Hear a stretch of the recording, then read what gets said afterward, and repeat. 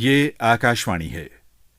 वार्ताओं के अखिल भारतीय कार्यक्रम में अंतर्राष्ट्रीय बालिका दिवस के अवसर पर लीजिए सुनिए कोमल पंखों की उड़ान विषय पर केंद्रीय महिला एवं बाल विकास मंत्री श्रीमती स्मृति जुबिन ईरानी से विशेष भेंट वार्ता। आपसे भेंट कर रही हैं वरिष्ठ प्रसारण कर्मी डॉक्टर ऋतु राजपूत। श्रोताओं नमस्कार। किसी भी समावेशी विकसित समाज में जब समाज की महत्वपूर्ण इकाई महिलाओं को समुचित संसाधन और विकास के समान अवसर मिलते हैं तो वो निश्चय ही देश के सामाजिक, आर्थिक और राजनैतिक विकास में महत्वपूर्ण भूमिका निभा सकती है। लेकिन इसके लिए आवश्यक है कि उनके बहुमुखी विकास के लिए भरपूर प्रयास किए जाएं, प्रभावी योजनाएं बने, उन्हें आत्मनिर्भर बनाया जाए और उन्हें जीने के लिए एक सुरक्षित वातावरण मिले। इस दृष्टि से महिला और बाल विकास मंत्रालय की भूमिका अत्यंत महत्वपूर्ण है। आज है अंतर्राष्ट्रीय बालिका दिवस और इस अवसर पर बेहद प्रसन्नता के साथ मैं बता रही हूँ, हमारे साथ उपस्थित हैं माननीय केंद्रीय महिला एवं बाल विकास मंत्री श्रीमती स्मृति जुबिन ईरानी। हार्दिक अभिनंदन है और स्वागत है आपका। आपको भी अभिनंदन। आज का ये दिन जितना हम सबका है उतना विशेष रूप से न सिर्फ आपका बल्कि जो पुरुष श्रोता हैं आपके उनका भी है। बिल्कुल बिल्कुल सही कहा आपने। ये हम सभी जानते हैं कि नारी किसी भी समाज की धुरी होती है। यदि वो स्वस्थ है, शिक्षित है, सुरक्षित है, राष्ट्र की धारा से जुड़ी हुई है तो निश्चय ही राष्ट्र प्रगति की ओर अग्रसर है। इस लक्ष्य के साथ अगर मैं कहूँ, महिला और बाल विकास मंत्रालय ने कई उपयोगी और महत्वपूर्ण पहल की हैं, कई कदम उठाए हैं तो शायद गलत नहीं होगा। मैं बात शुरू करूँगी सबसे अहम बिंदु बेटियों को बचाना, उनका पोषण और विशेषकर बच्चों के लिए सुसंपोषित पोषण। इस बारे में क्या कहना चाहेंगी आप?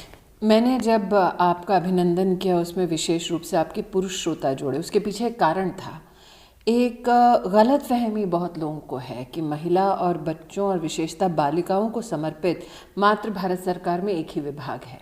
हमारे देश के प्रधानमंत्री जी ने इस बात को सुनिश्चित किया है कि भारत सरकार का हर डिपार्टमेंट महिलाओं के प्रति विशेष रूप से संवेदनशील रहकर बालिकाओं के उत्थान के लिए, महिला के सशक्तिकरण के लिए भिन्न भिन्न कार्यक्रम चलाएगा और साथ ही उन कार्यक्रमों को किस तरह से धरातल पर पहुंचाकर सफल बनाना है उस पर भी विशेष निगाह रखेगा। आपने बात की बेटी बचाओ बेटी पढ़ाओ की। प्रधानमंत्री जी की संवेदनशील और समन्वयकारी सरकार का एक वो प्रतिबिंब है। बेटी को बचाने का काम न सिर्फ सामाजिक है बल्कि हमारी मेडिकल कम्युनिटी के माध्यम से इसे किया जा रहा है। इसमें विशेष भूमिका निभा रहे हैं हमारे स्वास्थ्य मंत्रालय के प्रतिनिधि, डॉक्टर्स के साथ हमारे समाज के जो समाज सेवी हैं, सामाजिक संगठन हैं, उनके साथ मिलकर इस धारणा को कैसे और विकसित किया जाए कि बेटे और बेटी में कोई फर्क नहीं है। इस कानून को कैसे और प्रचलित किया जाए कि बेटी के परीक्षण का गर्भ में करना और उसके बाद बेटी के गर्भ को ढाना कानूनन अपराध है। साथ ही बेटी को बचाने के साथ साथ बेटी को पढ़ाने की जब बात आती है तो भारत सरकार में शिक्षा मंत्रालय इस विशेष कार्य में जुटा हुआ है। हमारे राष्ट्र के इतिहास में पहली बार हमारी राष्ट्रीय शिक्षा नीति में एक जेंडर इंक्लूजन फंड स्थापित हुआ है जिसके अंतर्गत बेटियों को और विशेषतः महिलाओं को उच्च शिक्षा दिलवाने में ये कारगर साबित होंगे। लेकिन अब बारी आई है बेटी को बढ़ाने की। बचाया, पढ़ाया और आगे बढ़ाया, ये हमारे समाज का संकल्प है। चाहे वो परमानेंट कमीशन हो आर्म्ड फोर्सेस में, चाहे सशस्त्र बलों में महिलाओं के लिए आरक्षण हो, चाहे आज हमारे संसद में सबसे ज़्यादा संख्या में महिला प्रतिनिधियों का होना हो, अथवा मोदी सरकार में सबसे ज़्यादा महिला मंत्रियों का होना हो। प्रधानमंत्री जी बार बार इस बात को कहते हैं कि अगर राष्ट्र के नवनिर्माण में मैं किसी की अहम भूमिका देखता हूँ तो राष्ट्र की महिलाओं की भूमिका देखता हूँ। वर्षों वर्ष तक हम महिला उत्थान और विमेन्स डेवलपमेंट की बात करते आए हैं। प्रधानमंत्री जी ये कहते हैं कि अब समय आया है कि हम ये स्वीकार करें कि अगर देश को डेवलप होना है, विकासशील बनना है, तो उस विकास की गति में कदम से कदम मिलाकर चलने वाली हमारे देश की महिलाएं हैं। कोरोना पीरियड की अगर मैं बात करूं, ये महामारी एक बहुत बड़ी विशाल चुनौती के रूप में सामने आई और देश ने भरसक प्रयासों के साथ इस बीमारी को मात देने की दिशा में कदम उठाए हैं। सरकार की ओर से कहें, आम जनता की ओर से करें, कोरोना योद्धाओं की ओर से करें, हमने बहुत प्रयास किए और बहुत हद तक सफल हुए हैं और अभी भी पूरा देश इस लड़ाई से बखूबी लड़ने की ओर तत्पर है। मैं कहना चाह रही थी कि पीएम केयर फॉर चिल्ड्रन ये एक बहुत महत्वपूर्ण कदम है, क्या कहेंगे आप? पीएम केयर्स अपने आप में इस बात का संदेश देता है कि ये वो बच्चे हैं जिनको समाज में चुनौतियों से मानसिक रूप से, सामाजिक रूप से गुजरना पड़ रहा है और इस संदर्भ में प्रधानमंत्री जी की विशेष रुचि और उनकी संवेदनशीलता दिखती है कि उन्होंने स्वयं इस बात का बीड़ा उठाया कि भारत सरकार के सभी विभाग इन बच्चों को संरक्षित करने में समर्पित रहें। लेकिन जब आप कोरोना काल की बात करती हैं तो महिला होने के नाते ये उल्लेखनीय है कि जो महिला कोविड फ्रंटलाइन वर्कर के रूप में तैनात रही, उसकी कहानी शायद कहीं नहीं जाती। 6 मिलियन मतलब 60 लाख महिलाएं भिन्न भिन्न प्रकारों से कोरोना से जूझने के लिए हमारे राष्ट्र के प्रति समर्पित रही। उन्होंने सेवा भाव से कार्य किया, चाहे वो आशा वर्कर हो, आंगनवाड़ी वर्कर हो, जिसने घर घर जाकर बुखार का सर्वे किया, अगर गर्भवती महिला को कोरोना है तो उसको सेवा दी, उसको अस्पताल तक लेकर उसके बच्चे को जन्म देने तक में उन्होंने सहयोग दिलवाया, चाहे वो घर घर जाकर राशन का वितरण करना हो, चाहे वो क्वारंटीन में कोविड पेशेंट्स की देखभाल करनी हो, चाहे वो महिला नर्स हो, महिला डॉक्टर हो। एक देश में और विश्व भर में शायद रिकॉर्ड है कि हमारे देश में 60 लाख से ज़्यादा महिलाओं ने फ्रंटलाइन वॉरियर्स के रूप में कोविड में अपनी सेवा दी। आज उनको भी याद करने का दिन है, आभार व्यक्त करने का दिन है। एक तरफ पीएम केयर्स का फंड जो 10 लाख से ज़्यादा की राशि बच्चों के लिए सुनिश्चित करता है जिन्होंने कोविड में अपनों को खो दिया। दूसरी तरफ पीएम केयर्स फंड के अंतर्गत उन बच्चों की स्कूली शिक्षा को पूर्णतः उसकी योजना करना, लेकिन साथ ही कोविड में जो महिलाओं ने अपना योगदान दिया है, जो फ्रंटलाइन वॉरियर्स रही हैं, उनको प्रधानमंत्री जी ने गरीब कल्याण योजना के अंतर्गत 50 लाख रुपए तक का इंश्योरेंस तक दिलवाया। हमारा राष्ट्र मात्र विश्व भर में एक राष्ट्र ऐसा है जिसमें 80 करोड़ जनसंख्या को 14 महीने मुफ्त में राशन मिला। और आपको याद होगा जब कोविड की महामारी शुरू हुई थी तब विश्व भर ने ये चिंता जताई थी कि हिंदुस्तान में 130 करोड़ से ज़्यादा लोग हैं, ये कैसे जूझ पाएंगे। ये हमारे देश की खुशकिस्मती है कि प्रधानमंत्री और जनता के बीच में एक समन्वय हुआ कि अगर इस चुनौती से पार करना है हमको और पार पाना है तो मिलकर काम करना होगा। और इसीलिए आज मैं जनता का आभार व्यक्त करती हूँ जिन्होंने इस बात को समझा कि ये बीमारी आसान नहीं है, नई है बीमारी, इसका कोई तोड़ उस वक्त नहीं था। हमारा देश एक भी पीपीई सूट नहीं बनाता था जिससे संरक्षित हो सके हमारे डॉक्टर्स, हमारे नर्सेस। हमारे देश में ना इसकी लोग कहते थे दवा उपलब्ध होगी। आज हम लगभग 100 करोड़ हिंदुस्तानियों को वैक्सीन लगा रहे हैं, और वो वैक्सीन जो हमारे देश में निर्मित है। तो अपने आप में कोविड की चुनौतियों से लड़कर हिंदुस्तान ने विश्व को अपना लोहा मनवा दिया कि हम अपनों का संरक्षण कर सकते हैं और विश्व का कल्याण भी कर सकते हैं। एक सेतु की जब हम बात करते हैं तो माननीय प्रधानमंत्री और आम जनता के बीच चाहे ताली हो, थाली हो, पंखुड़ियों से स्वागत हो, बहुत बड़ा योगदान और बहुत बड़ा कदम और सराहनीय कदम। मैं बात करना चाह रही थी, जब महिलाओं की शिक्षा की बात करते हैं तो जब हमारी स्कूली बच्चियां हैं जो स्कूल जाती हैं तो उनके लिए कुछ बहुत महत्वपूर्ण पक्ष होते हैं, जैसे वो ड्रॉप आउट ना करें, या उनको विद्यालय में खाना मिल सके गरीबी के चलते, या उनको सैनिटरी नैपकिन्स उपलब्ध हो सकें, या फिर एक सुरक्षित माहौल। क्या कहेंगे आप? मुझे लगता है कि महिलाओं का और विशेषतः बालिकाओं का ड्रॉप आउट होना, उसके पीछे जो कारण आपने चिन्हित किए हैं वो अपने आप में सही हैं। प्रधानमंत्री जी को 20 वर्ष हो गए संवैधानिक पद पर, और जब वो गुजरात के मुख्यमंत्री थे तब उन्होंने इस चिंता को व्यक्त किया कि जब तक बेटियों को स्कूल में अलग से टॉयलेट की व्यवस्था करके नहीं देंगे तब तक आप ड्रॉप आउट की इस परेशानी से जूझने में सामाजिक तौर पर पूर्णतः सफल नहीं हो पाएंगे। प्रधानमंत्री जी को जब प्रधान सेवक का खिताब इस देश ने दिया तब उन्होंने शुरुआत की स्वच्छ भारत अभियान के अंतर्गत स्कूली टॉयलेट बनाने की। और शायद ही हमारे देश में कभी ऐसा हुआ होगा कि प्रधानमंत्री लाल किले की प्राचीर से एक डेडलाइन घोषित करते हैं कि 1 साल में सभी सरकारी स्कूलों में बेटियों के लिए अलग से टॉयलेट बनेगा, और 1 साल में ही उस डेडलाइन के अंतर्गत 4,40,000 से ज़्यादा टॉयलेट्स बने। इसका मतलब जब राष्ट्र ठान ले तब नेतृत्व सक्षम हो जी, तो असंभव भी संभव हो सकता है। ये सबको ज्ञात है कि स्वच्छ भारत अभियान के अंतर्गत महिलाओं के लिए और परिवारों के लिए अब तक 10 करोड़ से ज़्यादा टॉयलेट्स बना लिए गए हैं।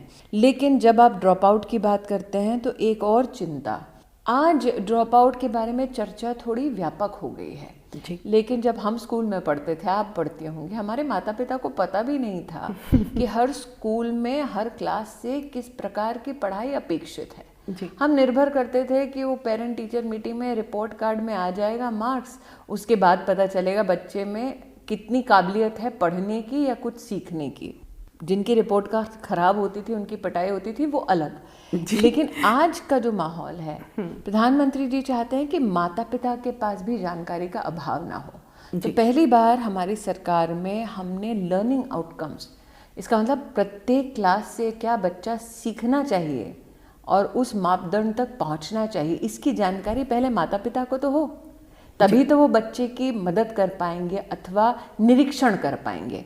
2014 में ये काम शुरू हुआ और स्कूलों में इस बात को बताने का प्रयास शुरू हुआ कि आप माता पिता को बताइए कि किस प्रकार की पढ़ाई बच्चे से अपेक्षित है हर क्लास से। ये बात मैं इसलिए कह रही हूँ क्योंकि बेटियों के संदर्भ में अगर आप देखें, कक्षा 8, 10 और 12 में जी उत्तीर्ण होती हैं, लेकिन 8वीं कक्षा के बाद अचानक दिखाई देता है कि वो मैथ्स और साइंस के प्रति जी। इतनी आकर्षित नहीं होती। और उसका कारण ये है कि जो कक्षा 1 से लेकर 8 तक उनकी फाउंडेशनल लर्निंग होती है मैथमेटिक्स में, उसका कहीं पर भी ना ढंग से निरीक्षण हो पाता है, ना बेटी को अगर चुनौती का सामना करना पड़ता है तो कोई समाधान जल्द से जल्द उपलब्ध होता है। इसलिए जैसे जैसे चर्चाएं शिक्षा के क्षेत्र में बढ़ती जाएंगी कि बेटियों का रुझान मैथमेटिक्स और साइंस की ओर ज़्यादा बढ़ाना है, मुझे लगता है बहुत बड़ा बदलाव आएगा।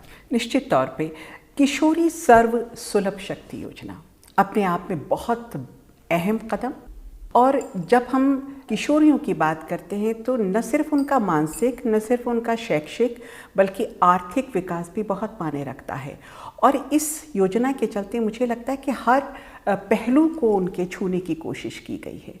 मुझे लगता है कि हमारे देश में एक लैटेंट टैलेंट था महिलाओं का, जो कभी उजागर नहीं होता था। 2014 से पहले अगर आप याद करें वो समय, अगर महिला काम करना चाहती और अपना व्यवसाय करना चाहती तो पहले तो आटे के डब्बे में ढूंढती कि कितना पैसा ठूस के थोड़ा बहुत छुपा रखा है या चावल के डब्बे में ढूंढती, अथवा घर परिवार में बात करती तो अपना जेवर थोड़ा सा गिरवी रख देती।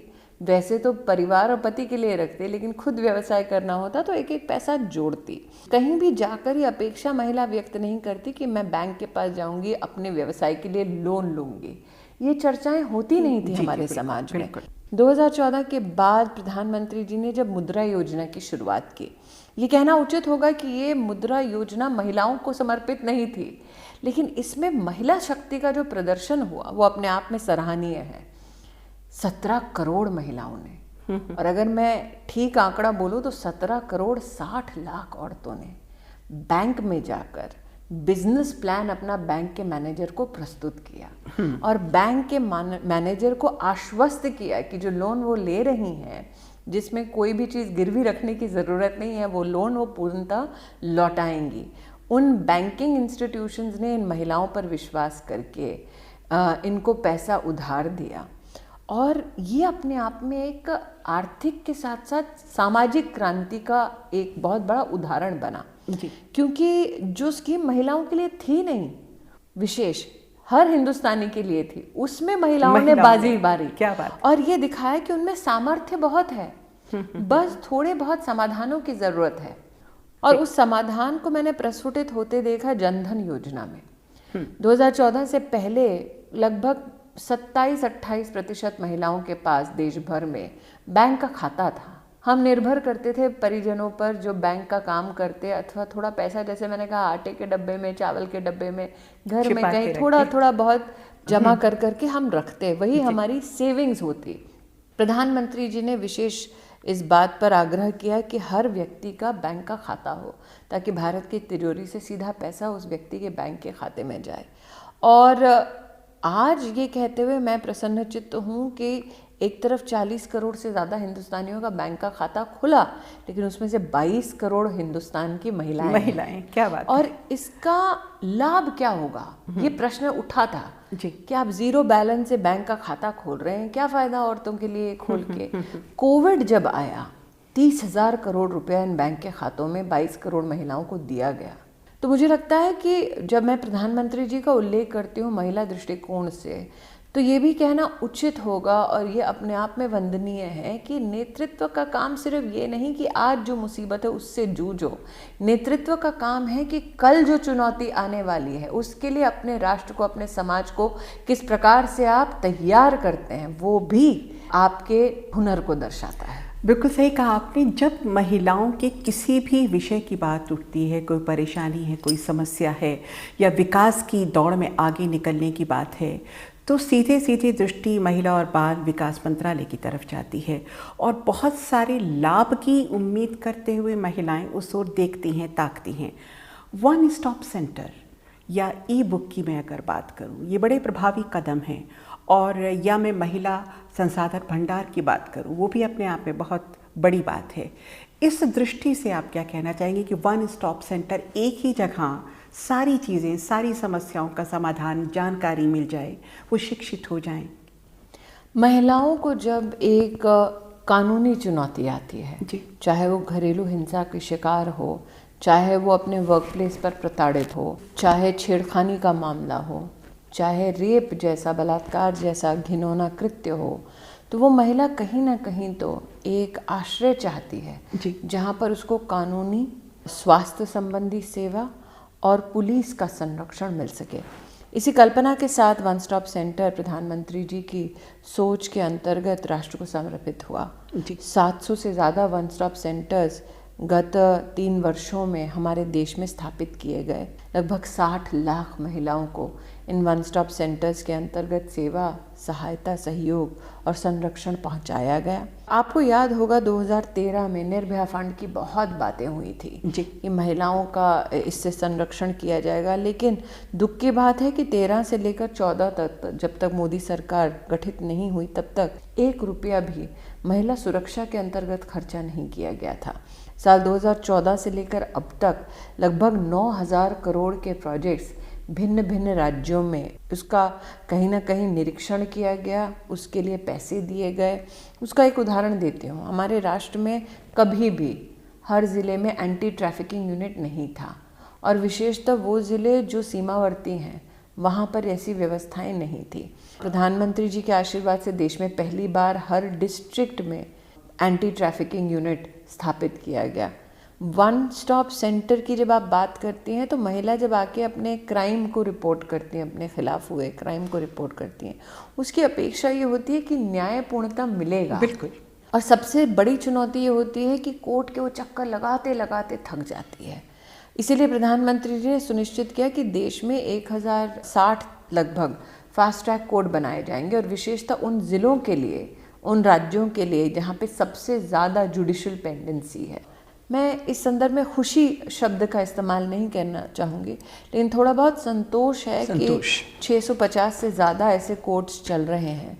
जब इन कोर्ट्स की शुरुआत हुई तब महिला संबंधित क्राइम और उससे संबंधित कानूनी जो केसेस थे उसका लगभग 1.5 लाख, एक बड़ी संख्या में पेंडेंसी थी। आज 56,000 से ज़्यादा केस रिजॉल्व हो चुके हैं। क्योंकि ये राज्य और कोर्ट्स के अंतर्गत आता है, हमारा ये मानना है, हमारा ये विश्वास है कि राज्य और कोर्ट्स विशेषता इस संदर्भ में और भी तेज़ी दिखाएंगे।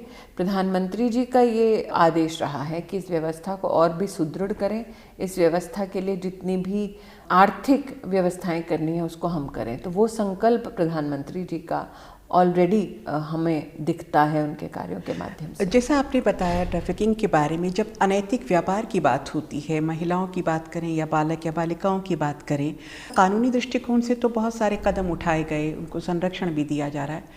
पुनर्वास की जब बात होती है कि वो एक तरह से जब वो वापस आते हैं तो बिल्कुल बेसहारा होते हैं, कोई छत नहीं होती।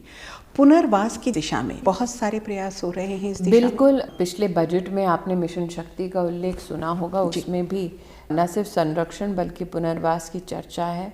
भारत सरकार में वर्तमान में ट्रैफिकिंग के बिल के ऊपर प्रधानमंत्री जी ने ग्रुप ऑफ मिनिस्टर्स गठित किया है और हमारा ये संकल्प है, हमारा ये प्रयास है कि ये ट्रैफिकिंग का बिल जल्द ही हमारी देश की संसद में आएगा। जब देश की बेटी खड़ी होती है तब जीत बड़ी होती है। आप अक्सर कहीं ना कहीं आपके वक्तव्य में ये पंक्ति झलकती है और पिछले दिनों आपने एक वीडियो शेयर किया, वो भी बहुत चर्चा में है कि एक बच्ची जो पहले सफाई कर रही है और बाद में वो यूनिफॉर्म पहने हुए है और फिर स्कूल जा रही है और बहुत प्रफुल्लित है, बहुत खुश है और तितली की तरह उड़ती हुई दिखाई दे रही है, उसके पंख निकल आते हैं। तो इस तरह की चीज़ें जब सोशल मीडिया पे होती हैं तो आकृष्ट भी करते हैं और कहीं ना कहीं आपको उद्वेलित भी करते हैं कि हम भी कुछ करें इस दिशा में। सोशल मीडिया को हम कैसे इस्तेमाल कर सकते हैं? दो धारी तलवार है सोशल मीडिया जी।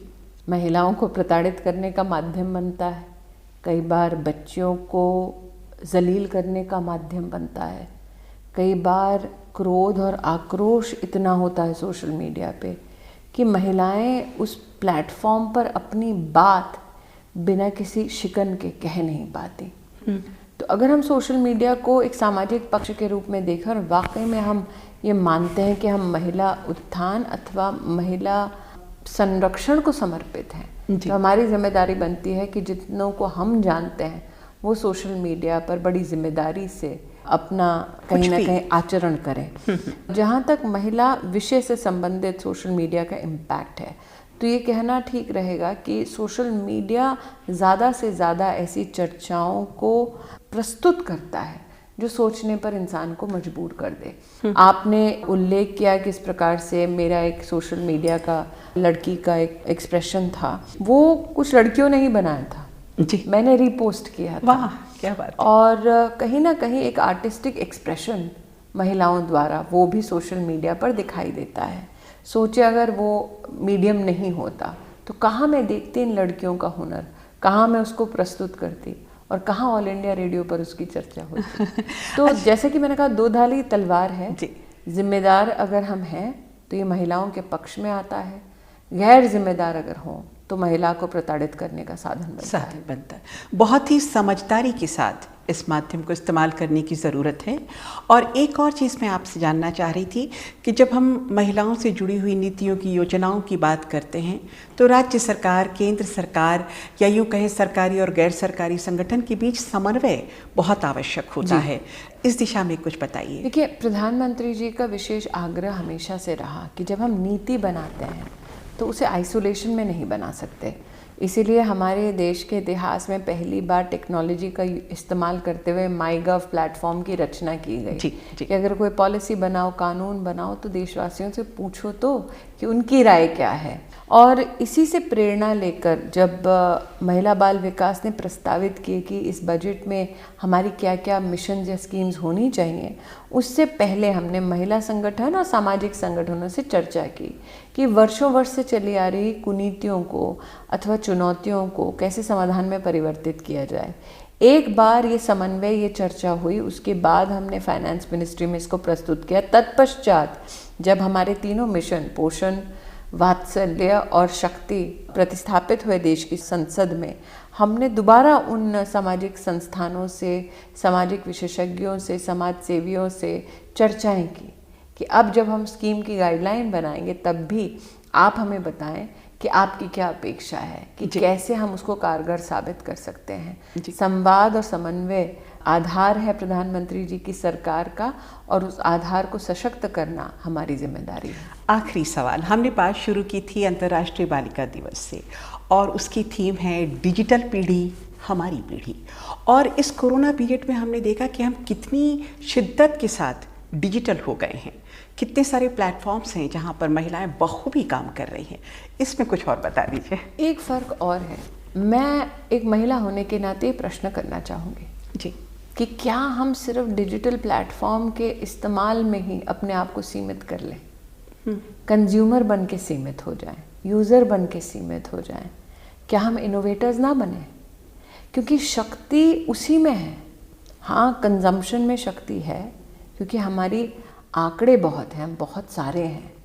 लेकिन आज अगर विश्व को लोहा मनवाना है तो इनोवेशन को ओन करना, टेक्नोलॉजी को ओन करना, टेक्नोलॉजी को बनाना, इसमें महिलाओं की भूमिका को बढ़ाने की ज़रूरत है। तो क्या मैं संतोष करती हूँ कि हाँ बहुत जल्द हमने सब कुछ सीख लिया? हाँ ठीक है।